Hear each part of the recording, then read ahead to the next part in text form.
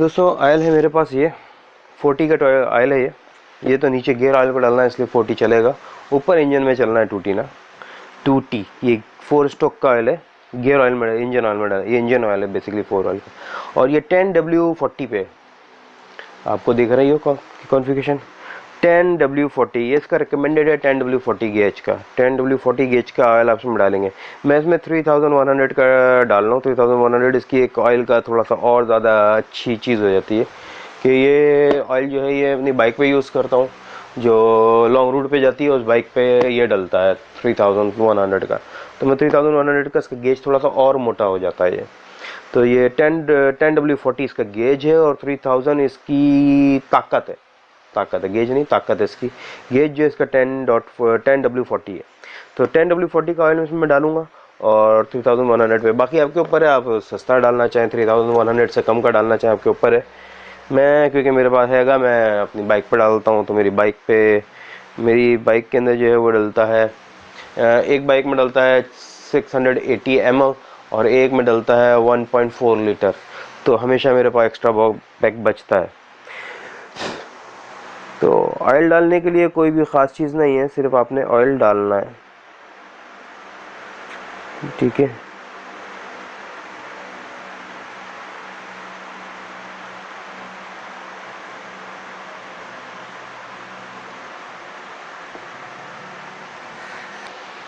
इसमें ऑयल मुझे थोड़ा सा और बढ़ाना पड़ेगा क्योंकि बिल्कुल किनारियों पे आना चाहिए, थोड़ा कम है। मैं इसके अंदर थोड़ा सा गेज बढ़ाने के लिए और एक काम कर रहा हूँ, ग्रीस डाल रहा हूँ। बहुत से लोग शायद इसको एक्सेप्ट ना करें, लेकिन मैं एक्सेप्ट करता हूँ इसको। मैं इसमें एक्स्ट्रा ऑर्डिनरी जो है वो फ्रिक्शन ख़त्म करना चाहता हूँ, ताकि मेरा गियर, ये गेज बढ़ाने का तरीका है कि आपने इसके गेज को और बढ़ा दिया।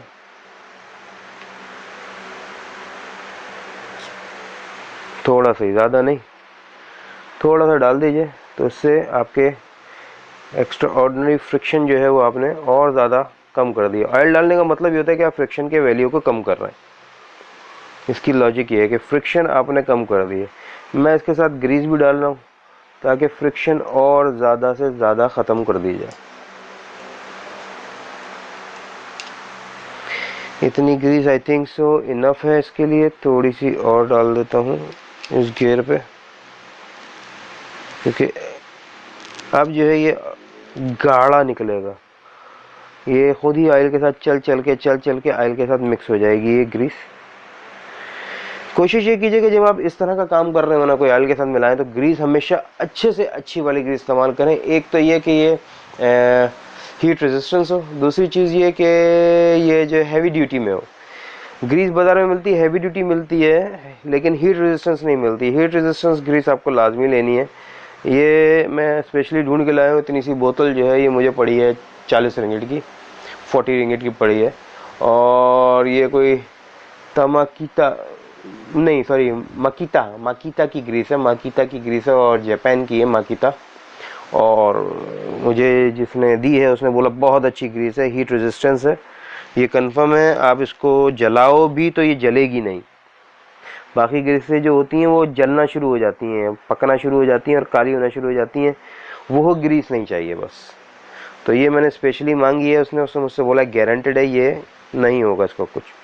आप जितने गर्म पे चाहो, गर्म टेम्परेचर पर ले जाओ, उसको कुछ नहीं होना। तो I am okay with it, क्योंकि I also want it like that. What I want they give it to me. तो थोड़ा सा आप ग्रीस अगर इसमें डाल दीजिए, थोड़ी सी डाली, ज़्यादा नहीं डालेगी इसमें ना, थोड़ी सी ग्रीस डाल दी है। ये ऑयल के साथ चलेगी और ऑयल के अंदर मिक्स होना शुरू हो जाएगी। इसको गियर खुद ही अपने साथ मिक्स करेंगे, मुझे मिक्स करने की ज़रूरत नहीं है। तो इसमें थोड़ा सा ऑयल का रेशो मुझे और बढ़ाना है, और वो मैं ऐसे बढ़ा कर, तो ये जो मेरा इसका कैप है, ठीक है, बिग कट यहाँ पे था और छोटा कट। ये देखिए, मैं इन कटों की बात कर रहा था। ये आपको दिखेंगे कट, एक कट यहाँ पर है और एक कट यहाँ पर है। होपफुली आपको नज़र आ रहा होगा, कट दिख रहा है और एक कट यहाँ पर है इसके, ठीक है। ये दो कटों पे स्क्रू ड्राइवर पर डालकर और पुल करना है, ठीक है। बाकी अंदर की तरफ स्क्रू ड्राइवर आपका नहीं जाना चाहिए, इसका ख़ास ख्याल रखिएगा, ताकि कोई भी किसी किस्म की लाइन आने के सूरत में जो होगा वो आपका ऑयल वहाँ से बाहर आना शुरू हो जाएगा। बुश के अंदर लाजमी ग्रीस डाल दीजिए।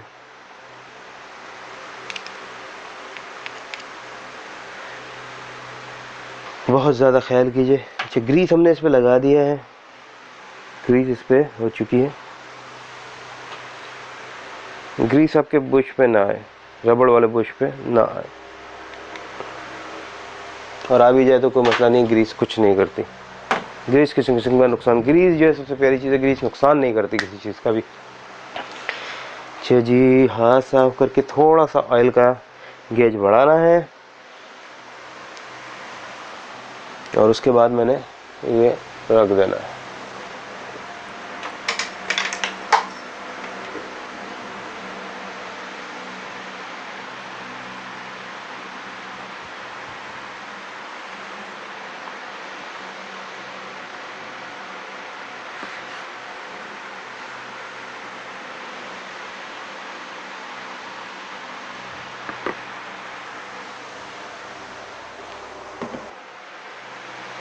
बिल्कुल डूब गया है, स्ट्रेट करके चेक कीजिए एक दफ़ा, डूब गया है आपका, बिल्कुल स्ट्रेट में है, आप बिल्कुल डूबा हुआ है आपका। उसके बाद आप इसको स्ट्रेट करके रखिए, इसको ये मैंने उठा लिया है क्योंकि इसको स्ट्रेट करके ही रखना है, इसको आपने ज़रा सा भी गड़बड़ नहीं करनी है। ओके, ये आपका गया अंदर। ओके, इसको जितना आप दबा सकते हैं अपने हाथ से उतना अपने हाथ से दबा लीजिए, बाकी का जो है वो स्क्रू दबा लेंगे।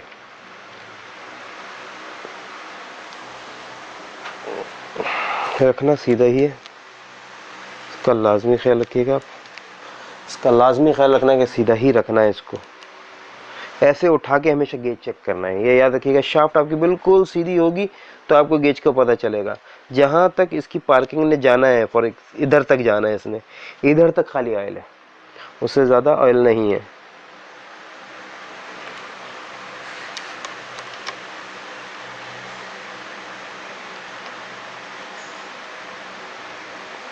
उठाने का तरीका ये होता है कि फुल टाइट नहीं होता, कहीं से भी एक साइड से ये दब रहा है, देखें ना, यहाँ से थोड़ा सा किया, यहाँ से थोड़ा सा किया,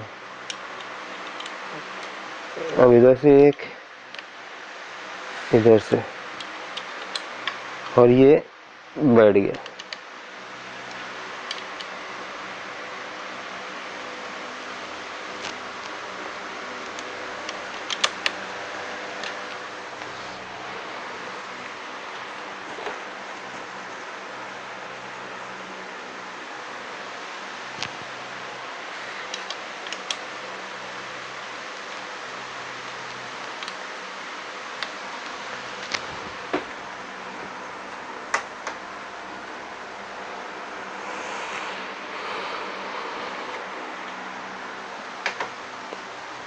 ये हमने दबा के इसको छोड़ दिया। ख्याल ये करना है अभी इस वक्त, थोड़ा सा इसको बिल्कुल नीचे कर दीजिए, इसको नीचे करके थोड़ी देर छोड़ दीजिए कि अगर किसी भी किस्म की लीकिंग है कहीं से भी तो ऑयल आपको बाहर निकल के बता देगा कि कहीं से भी अगर लीकिंग आ रही है तो ऑयल लाजमी बाहर आएगा। तो ये तो गियर ऑयल चेंज हो गया। ग्रीस के साथ मैंने आपको एक नया टोटका बताया है, इससे ज़रा इसकी लाइफ थोड़ी और बढ़ जाएगी। बहुत से लोग शायद एक्सेप्ट नहीं करेंगे इसको कि नहीं ग्रीस नहीं होती, लेकिन ग्रीस होने से कोई नुकसान नहीं है, यकीन करें, क्योंकि ये इंजन नहीं है, ये सिर्फ गियर हैं। ये दो गियर हैं जो टच हैं, खाली सिर्फ दो गियर हैं। इन दो गियरों में जितनी कम फ्रिक्शन होगी उतना ही ज़्यादा होगा। इंजन आपका इधर ऊपर खड़ा हुआ है, तो इंजन को गियर से कंपेयर ना कीजिएगा। ट्रांसमिशन ऑयल जो होता है, जैसे ऑटो गाड़ियों का होता है, ऑटो गाड़ियों का ट्रांसमिशन ऑयल होता है। ट्रांसमिशन ऑयल जो होता है वो बड़ा बारीक होता है, पतला होता है, वो तो लाजमी जो होता है वो उसमें नहीं चलेगा। इसमें सिर्फ चाहिए आपको थोड़ा सा लुब्रिकेंट चाहिए, जिससे ये गियर आपस में रगड़ कम से कम होगी। तो जो उसी की सूरत में मैंने इसके अंदर ग्रीस भी डाल दिया और मैंने इसके अंदर ऑयल भी डाल दिया। ऑयल ज़्यादा है, ग्रीस थोड़ा कम रखा है ताकि गेज और मोटा हो जाए। जैसे ये 10.40 है तो मेरे ख्याल से मैंने इसको 5 पे ले गया हूँ, 5-20 पे ले गया हूँ, कुछ इस तरह से ले गया हूँ कि इसकी और ज़्यादा मैंने इसके अंदर गाढ़ापन कर दिया है कि ये जब आपस में चल रहे होंगे तो इनमें गाढ़ापन होगा, पतलापन नहीं होगा। पतलापन वास्ट टाइम पे ख़तरनाक होता है क्योंकि गेयर हैं आपस में। तो ये एक मेरी अपनी थी, आप लोगों को अगर समझ में आए कीजिएगा, नहीं समझ में आए, आप लोगों का दिमाग ना माने तो मत कीजिएगा। मेरा अपना था कि मुझे ये करूँगा मैंने किया है इसीलिए, क्योंकि मेरा दिमाग कहता है कि इससे फ़ायदा होगा, नुकसान नहीं होगा। तो अगर आप लोगों का दिमाग ना माने तो बिल्कुल कोई मज़ायका नहीं है इसमें। ये समझ में आने वाली बात है कि हर इंसान की एक अलग लॉजिक होती है और हर इंसान एक अलग तरीके से सोचता है। तो ऑयल तो फ़िलहाल कहीं से भी लीक नहीं हो रहा कि ऑयल की सीलें फुल सही बैठी हुई हैं। एक दफ़ा और इनको टाइट कर दूँ मैं हल्का सा।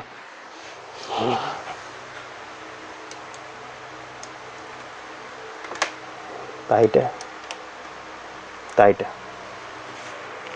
Perfect tight. ओके, अच्छा ये तो हो गया दोस्तों। पपेला फिट कर दूं आपके लिए। पपेला भी फिट करने के लिए पपेला की पिन, पपेला पिन आपने यहाँ पे रखी और उसके बाद आप पपेला को भी, पपेला ख्याल करना है कि पपेला के अंदर ये 4 कोने दिख रहे हैं आपको, ठीक है। पिन किसी भी 2 के अंदर आपने घुसानी है। पिन या तो यूं आ जाए या यूं आ जाए, आपके ऊपर है। और पपेला का रेशो ये आपको दिख रहा हो शायद, ये पपेला का रेशो है 7-1 कुछ इस तरह का रेशो है। ये पपेला का नंबर है। तो अगर आप परेशान हो कि अगर आपका पपेला ख़राब हो गया, टूट गया या किसी भी किस्म की डैमेज हो गई है, तो ये मेटल है, लेकिन अगर आपको दूसरा चाहिए हो किसी भी वजह से तो आपके पास ये इसका रेशो पड़ा हुआ है। बड़ा पपेला डालेंगे तो इससे जाके टकराएगा।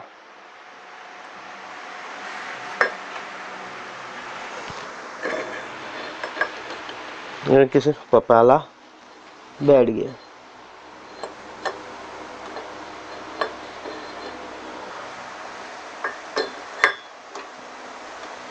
That's all. पिन आपकी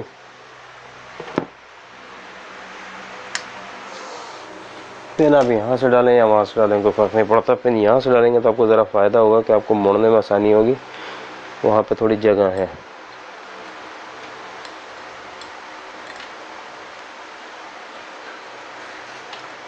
नहीं, यहीं से डाल देते हैं, खींचने में आसानी होगी यहाँ से।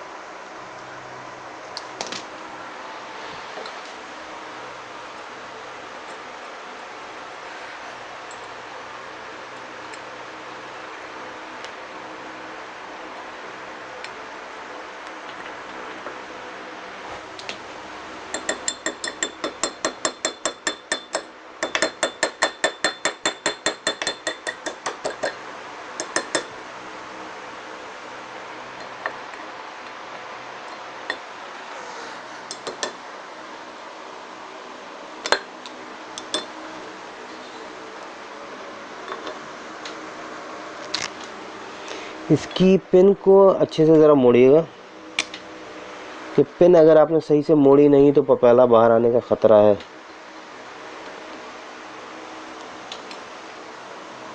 तो इसकी पिन का आपने लाजमी ख्याल रखना कि पिन आपने सही से मोड़नी है।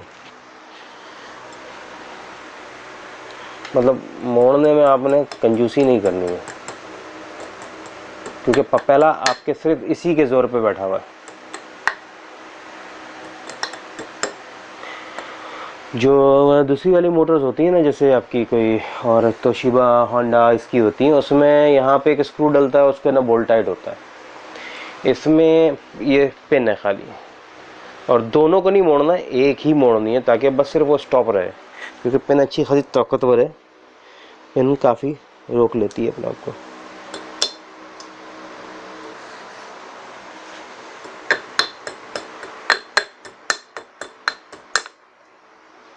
कि इनफ है कि आपका पपाला भी लग गया, आपका ऑयल भी चेंज हो गया। अभी आपको ज़रा इंजन अंदर से दिखा दें।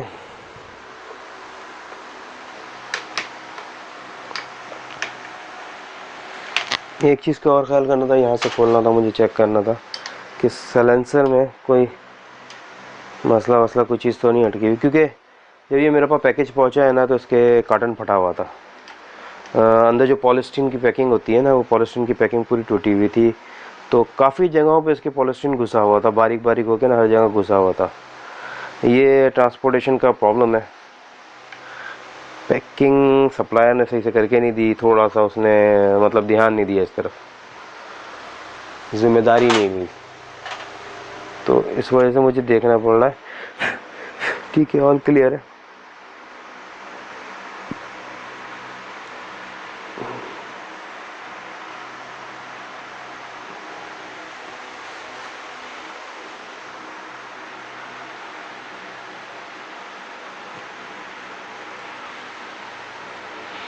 ठीक है, परफेक्ट है, इधर कुछ नहीं गया हुआ। इसके अंदर 4 होल्स हैं, 2 आई थिंक सो वाटर के लिए और 2 जो है वो आपके स्मोक एग्जॉस्ट है।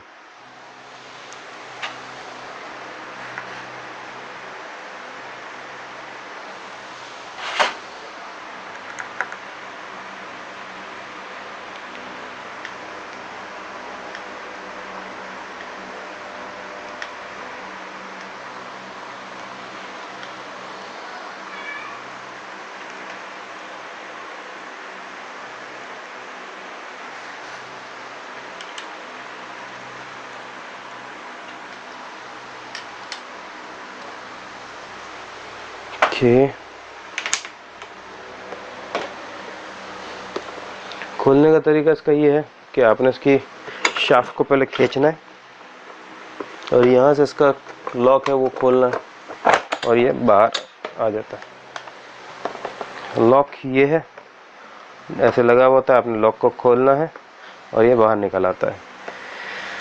अच्छा, मेरे पास इसके मोटर आप देख सकते हैं, ये इसका फ्यूल टैंक है, स्टार्टर है जो उन्होंने एक्स्ट्रा दिया है हमें, ये एक्स्ट्रा स्टार्टर, तो एक्स्ट्रा स्टार्टर यहाँ पे फिट होगा जब अगर ये ख़राब होता है स्टार्टर।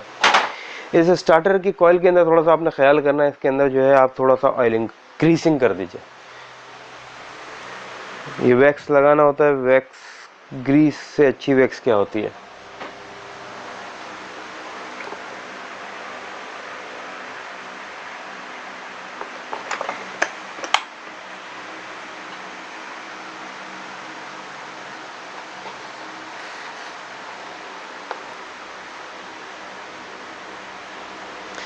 मेरा मानना है कि ग्रीस से अच्छी कोई चीज़ नहीं है जो रेजिस्टेंस को, जो आपकी जो रेजिस्टेंस होती है ना, उसको कम से कम करने में सबसे पहला काम जो होता है वो होता है ग्रीस का। तो आप ग्रीस का इस्तेमाल करेंगे तो सबसे अच्छा रहता है। मैं तो ग्रीस को ही इस्तेमाल करता हूँ हर जगह पे, मुझे ग्रीस पे भरोसा है। और अच्छी ग्रीस हो, अच्छी ग्रीस होगी तो कभी भी कोई मसला नहीं होता आपको। ये हीट प्रोटेक्शन ग्रीस है।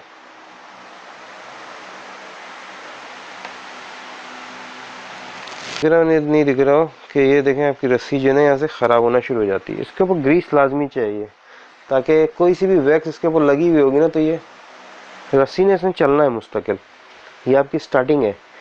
ये अगर आप कहीं पे शिकार पे गए हैं या कहीं पे भी बोर्ड के ऊपर गए हैं और ये रस्सी टूट जाए या ख़राब हो जाए तो आपके पास कोई और तरीका है कि बोर्ड को स्टार्ट करने का? आपको ये चेंज ही करना पड़ेगा। रस्सियाँ बांधनी पड़ेंगी, रस्सियाँ इसको खोलना पड़ेगा, रस्सियाँ अंदर इसमें लपेट कर फिर खींचना पड़ेगा। आपको खींचे मारना है इस पर। तो अपने आप को परेशान करने से अच्छा है कि अगर आप इस पर थोड़ी सी मेहनत कर दें, ग्रीस लगा लें, तो आप मेहनत परेशानी से बच जाएंगे।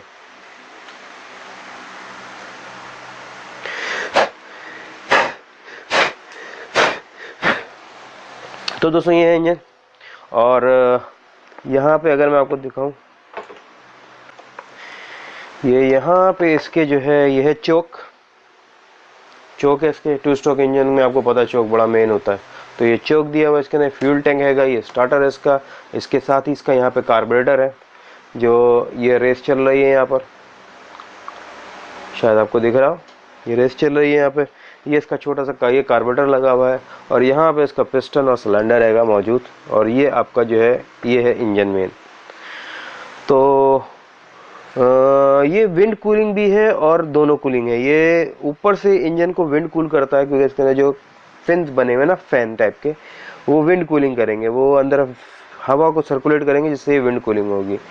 और वाटर कूलिंग जो है वो वाटर सिस्टम यहाँ पे आ रहा है, ये वाटर का पाइप आ रहा है, ये पानी का पाइप आ रहा है, पानी इसके अंदर जाता है और यहाँ से बाहर निकल के वापस अंदर जाके और बाहर निकल जाता है। तो दोस्तों ये था हेंकाई 3.6 2 स्ट्रोक इंजन, इसका गियर ऑयल और इसकी मेंटेनेंस आपके सामने करके दिखाई, और उम्मीद करता हूँ आप लोगों को पसंद आएगी। Hopefully you guys like it, and who those people who didn't understand the Urdu और Hindi, they also can understand because what the logic is it. So इसकी स्टार्टिंग करूँगा, स्टार्टिंग करके चेक करूँगा। बोट मेरे पास रबर बोर्ड है, उसकी अभी तक वीडियो नहीं बनी है, क्योंकि रबर बोर्ड की यहाँ पे वीडियो बनाना थोड़ा सा मेरे लिए मुश्किल है, डिफिकल्ट हुआ है। शायद मेरा सर कट रहा हो आपको, मुझे खुद आइडिया नहीं हो रहा मैं कितने दूर हूँ कितना नहीं हूँ। तो हेंकाई आपका 3.6 हार्स पावर, और इसकी मेंटेनेंस के बारे में आपको बताया दोस्तों। तो नेक्स्ट वीडियो आपको इंशाल्लाह दिखाएंगे कि बोर्ड है मेरे पास 11 फीट की बोर्ड ली है मैंने, इन्फ्लेटेड बोर्ड है वो, उसको किस तरह से असम्बल किया जाता है और डी फ्लोटेड किया जाता है वो तरीका बताऊंगा। फिर मोटर लगा के मोटर का चला के दिखाऊंगा आपको कि मोटर की स्पीड क्या आ रही है, मोटर किस हिसाब से चल रही है, आया 3.5 इज़ इनफ फॉर अ 4% और नॉट। बट मैं 4% तो नहीं, मैं तो सिर्फ 3% पे प्रेफर करूँगा। 2 to 3% होंगे मेरे पास, से ज़्यादा नहीं लेके जाऊँगा, क्योंकि इससे ज़्यादा में आपके मोटर पे भी लोड आना है और आपकी बोर्ड पे भी लोड आना है। बोर्ड तो मेरी अच्छी, बोर्ड मेरी तकरीबन 4 से 5 बंदे उठा लेगी, क्योंकि तकरीबन 500 अबव केजी उठाती है वो। तो हर कोई तो 100 केजी का होता नहीं है, मेरा जैसा मेरा 73 किलो है। तो बहुत से लोग होते हैं जो 70-60 केजी पे होते हैं, तो उस हिसाब से अगर देखा जाए तो 5, 6, 7 बंदे भी उठा सकती है, लेकिन ज़्यादा नहीं उठाऊंगा, क्योंकि फिशिंग पे लेके जाना है और फिशिंग पे जगह चाहिए होती है। तो दोस्तों होपफुली आपको पसंद आई होगी, हेंकाई के बारे में बताया, डिफरेंट था, हट के बताया आप लोगों को। और अगर पसंद आई हो तो प्लीज़ लाइक कीजिएगा, और नहीं पसंद आए तभी लाइक कीजिएगा, लाइक कीजिए, बेल पे क्लिक कीजिए, सब्सक्राइब कीजिए, और एज ऑलवेज अस्सलाम वालेकुम। और ये देख रहे हैं आप, मोटर चला दी है।